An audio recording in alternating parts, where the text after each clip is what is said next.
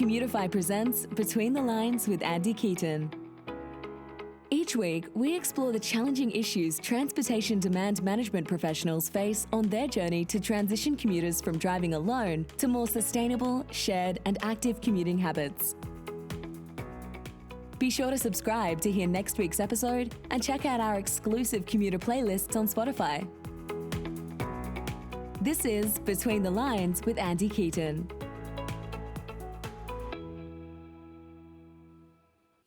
Hi, everyone, and welcome aboard to this week's Between the Lines podcast. Today, I'm joined by Tyler Sweetock.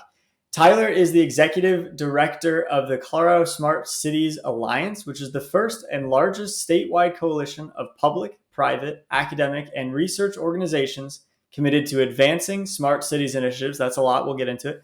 And Tyler's built his career solving problems at the intersection of technology and urbanism, and has held strategic roles advancing electric, connected, and automated mobility initiatives at the City and County of Denver, Colorado Department of Transportation, and the American Lung Association. And now at the Colorado Smart Cities Alliance, he has been leading the Alliance's role in AVCO, or Autonomous Vehicles Colorado, which is the nation's largest electric automated transit service aimed at improving public transit. And that's actually what we'll be talking about. But before we get into that, thanks for joining me today, Tyler.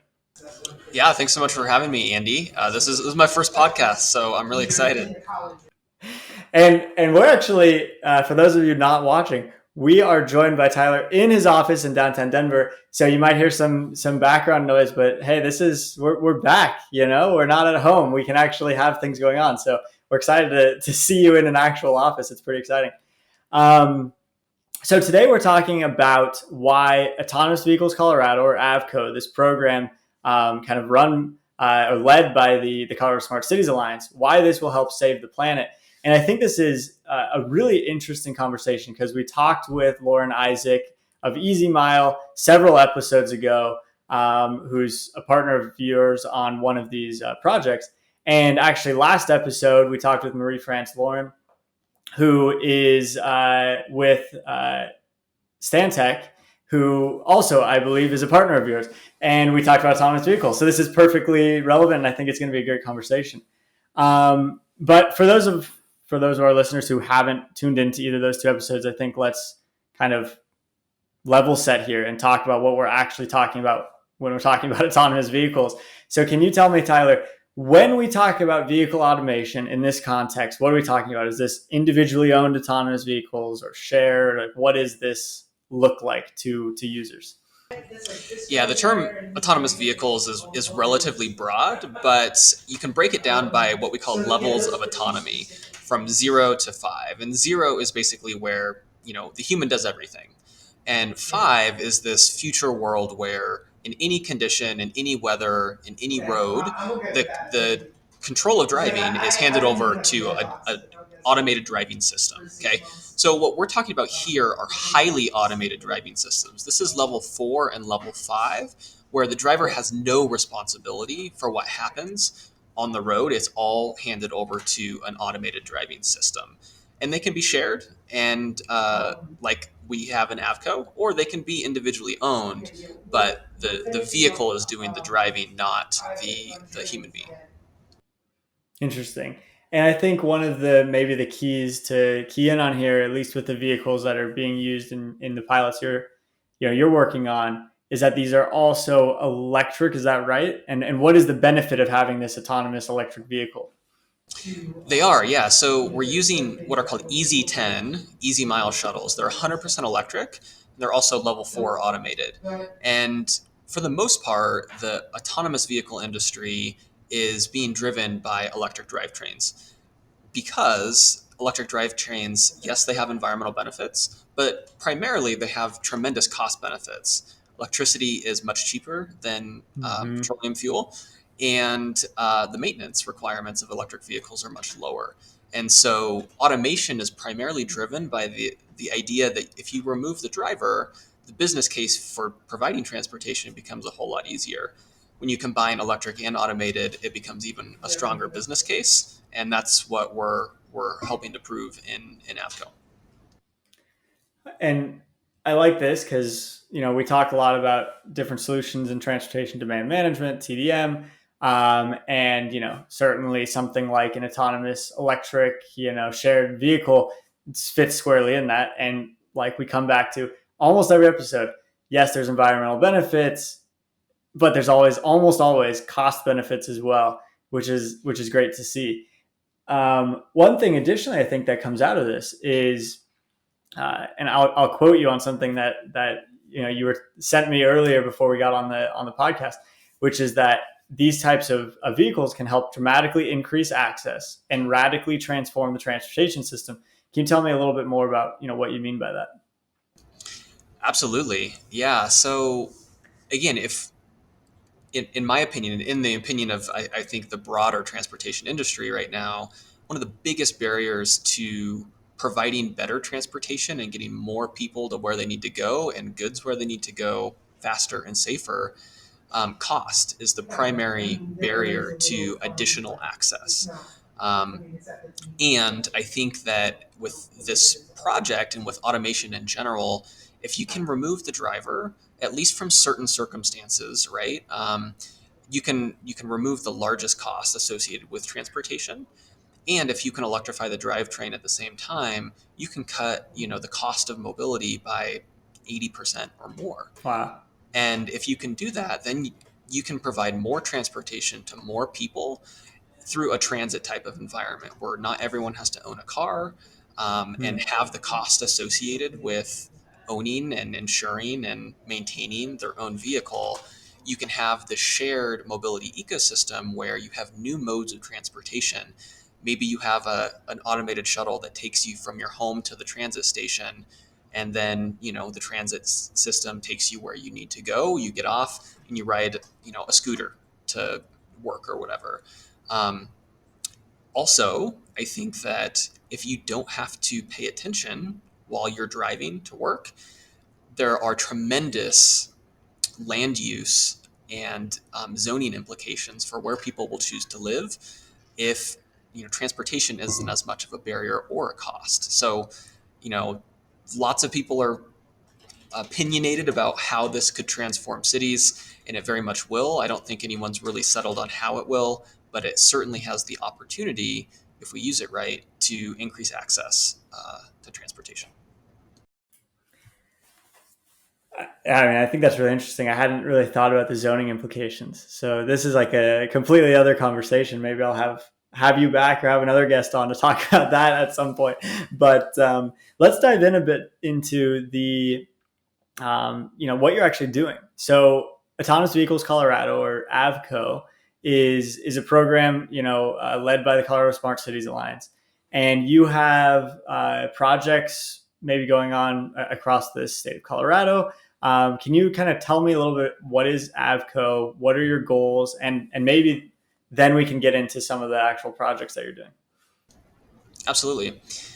About 2 years ago, as you mentioned, I spent most of my career in the smart mobility space, trying to bring new technologies from the private sector to benefit the public. And in this case, about 2 years ago, I sat down with Lauren Isaac at Easy Mile and said, look, autonomous electric shuttles have been tested and piloted all over the world, right? But they've never been scaled, and they've never been integrated into a real transit service that can, in theory, change people's transportation behavior and not just be, a one-off pilot or a gimmick, right? So we set off on this mission to identify use cases across the state of Colorado, here where their home is, that can demonstrate what a real fleet-based use case and transit service would look like in an automated, on public roads, in mixed traffic type of thing. And we identified 3 use cases that we thought we could prove. And then we had to go out and find the partners in order to, scope this and develop it and find funding and do all of that. You know, 3 use cases that we found. One is, campus circulator environments, like a university where, you've got student housing, maybe you've got an athletic complex, and maybe you even have a city, which is in the case of Golden, that you want to connect in like a 2 to 3 mile area. Another use case is first and last mile, getting people to and from transit stations, light rail stations, and large employer campuses. So we have another use case in another city that would test that use case. And then finally, downtown environments where think of like the 16th Street Mall ride, right? Similar type of use case where people hop on and off, very frequent bus rapid transit type of model, and free and in public transit service, so anyone can hop on and off whenever they want. And that's what we set off to do. I think if we can do that, we can also educate the industry about what it takes to overcome barriers, not on the technology just, but insurance and public perception and all of these other barriers that no one's tested because they haven't done it at the scale that we're hoping to do it at. And we can also attract a lot of companies here to this innovation ecosystem in Colorado that we want to showcase. So those are really the three goals: scale, test it at scale and in different use cases, educate the industry, and attract talent to Colorado. I love it. And I love to see that this is actually happening. I know we talk a lot about autonomous vehicles as, this future thing that at some point will exist. And here we go. We're actually seeing this in, the real world. Can we talk a little bit more about the project in Golden? Because that one recently launched, is that right? And that one's actually out there happening right now as we speak. How is that going? Yeah, so Avco is kind of the program, and there are three projects within it. And the first one, called the Mines Rover, launched in August with the Colorado School of Mines and the city of Golden. And it's actually the largest of the three projects in terms of the number of shuttles we have out there and kind of the service area. And we're really excited. I mean, we're still ramping up Yep. in terms of the number of shuttles that we have out there, but we hope to have 9 shuttles with 7 in service that will connect some student housing about a mile and a half from campus with the main campus. It'll connect the entire campus with itself, the athletic complex and Clear Creek, which is a recreation area. And really importantly, it'll connect the university more closely with the city that's currently about a mile away from campus. And so right now we hope to have 7 shuttles in service. Right now, I believe we have 5, working to get 2 more into service here. And when we do, it'll be the single largest deployment of this type of technology on public roads and in mixed traffic. And I wonder, like, how are people reacting to it? Because, I feel we've all seen, various news reports of, accidents happening and testing of autonomous vehicles. And, we can argue about if they're, whether that actually means they're not safe or they're just, there's always going to be accidents. But people are actually getting on these, and are they excited about it? I mean, I know Colorado School of Mines is like a STEM institution primarily, so I'm guessing these students are pretty gung ho about the future and technology. But like, what is the perception? What are people actually thinking when they see these vehicles going around? It's a good question, and we've been doing a lot of interviews with people to try and capture those perceptions. But just for the listeners, these shuttles have no steering wheel or brake pedal. They have no traditional vehicle elements inside of them. And they've just got 6 seats that are facing towards each other with a computer screen in the middle. And they also do have what's called a customer service ambassador. So this is a human being. It's actually a Mines student that's being paid Cool. and has essentially an iPad that, if they need to, they could take control of the shuttle if there's a double parked car. So now that you have that vision, seeing these drive down the street, they're also very slow. And so they're very noticeable. They go a maximum of 12 miles per hour. And so you get a lot of looks, right? From drivers, from pedestrians, from cyclists. And so there's a lot of curiosity. I think now that they've been on the road for almost 2 months, or about 2 months now, we're starting to also see some healthy skepticism about the slow moving vehicle part of things, right? Cars get stuck behind them, they get upset and impatient, and they question how valuable the service really is. And so this type of living laboratory environment, we're learning a lot about of what people will tolerate and what people get upset about. these are areas where people should be driving really slow anyways and generally drive too fast. So I think we're all on the same page with the city and Mines, the School of Mines, that this is still a super valuable service. But students are stoked. They're engineering students, and we're actually hiring them to learn the technology and be ambassadors and talk about the technology, which represents the future. So for the most part, it's all been really positive, and we hope to hear more feedback from the community. That's this is why this is such an important project. Program that's going on, because yeah, I mean, I guess it makes perfect sense. I can imagine a driver getting stuck behind one of these slow moving vehicles, maybe even a bike, someone who's normally biking a little bit faster, and maybe they feel like it's not actually providing value. I love the idea, though, this like secondary benefit of actually we're slowing down traffic. That should be going slow anyway. That's really cool. So besides slowing down traffic, what benefits are people seeing? Like, what are the riders themselves? What are they saying? Is this something that's actually helping them, day to day? Are there things is it just kind of like a cool novelty, or are they actually like, hey, I see this as a future thing. This is great. It's a really good question. Our goal is for them to not see it as a novelty and to see it as a real transportation service that they use. And, the reviews are still coming in, right? We're just now getting feedback from students. We're doing some social media campaigns. And it's a mixed bag so far, right? There are students that very much want to use the service, even though it doesn't get them there, 4 times as fast as maybe it would walking or biking. It gets them there faster, a little bit faster, and they don't have to walk, which is an awesome benefit that we've heard from, people with disabilities. Each one of these shuttles has ADA accessibility and ADA ramp, and we're putting some ADA tie downs as well to secure the wheelchairs.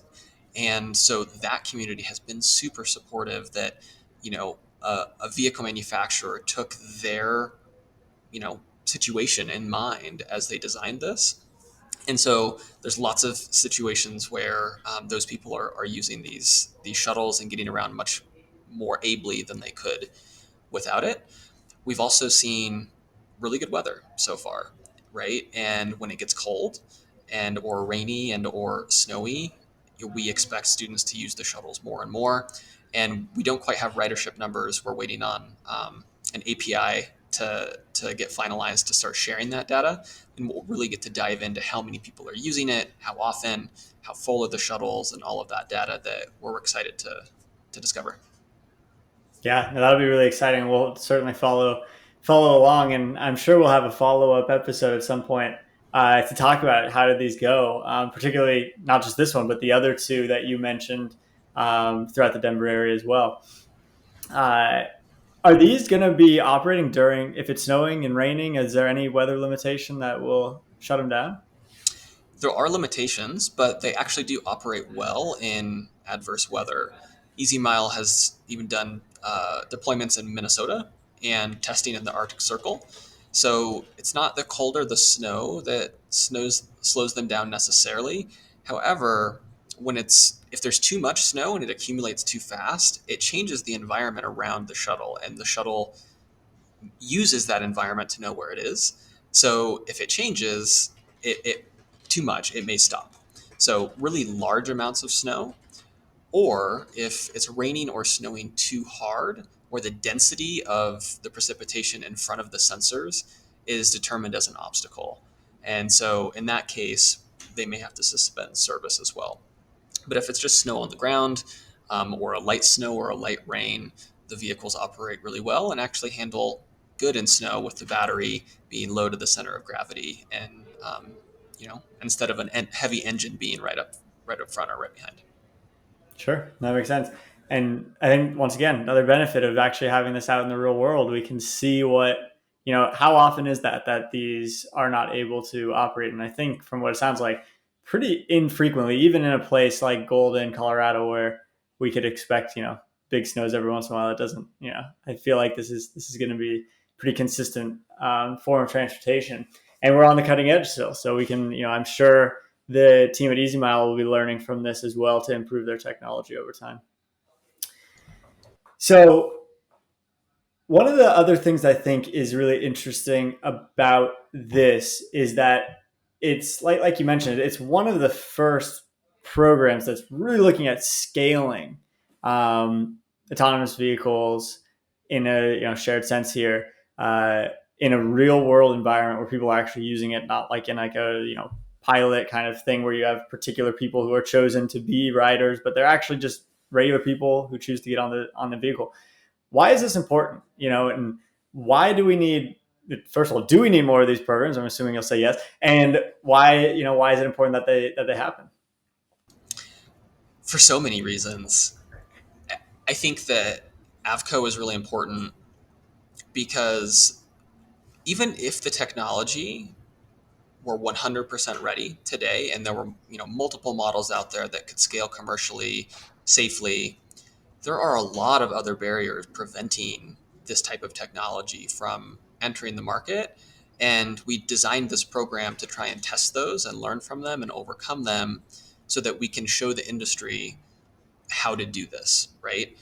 The number of partners that it required to bring this project over the course of 2 years to market is pretty substantial. We had to get approval from the National Highway Traffic Safety Administration, from the Colorado Department of Transportation and Colorado State Patrol. So there's a whole regulatory environment that we had to navigate. There's a huge element of uncertainty around how people will perceive autonomous vehicles when they have the chance to engage with them. And personally, I think that other partners in the project would agree with me, though. I think there is a terrible misperception out there right now about what an autonomous vehicle is, with the mismarketing that some companies have done around these low levels of automation, where there's an unclear line between when the driver is responsible and when the driver is not. This is a very clear, there is no responsibility for someone that gets on this shuttle, right? It's all out of their hands, and it's a shared model. I think there are a lot of the data out there that suggests that autonomous vehicles not deployed in a shared fashion could greatly disrupt our transportation system. If people have, for example, their own Teslas and they're driving around doing errands for them, or without anyone in them, it's going to cause havoc on our limited roadway space. And so the model the most important thing, in my opinion, that this is doing is changing the perception of what an autonomous vehicle is and how it's used and how it's integrated with other systems, as opposed to everyone owning their own, which could cause more issues than good. Yeah, no, I 100% agree. And we had that conversation as well with Marie France last week on the podcast about, why it's important to have a shared autonomous, and how actually shared autonomous vehicles are a solution towards taking people out of their own vehicles versus, personally owned autonomous vehicles may make it worse. So I agree 100%. And I think this is good to get this out there so people in Colorado, and as more programs come around the country and the world, people globally can start to see what an actual autonomous vehicle is and feel comfortable with it and understand it, and then hopefully start adopting it moving forward. I love this project and this program. I'm super pumped that you all are doing it and doing it in Colorado.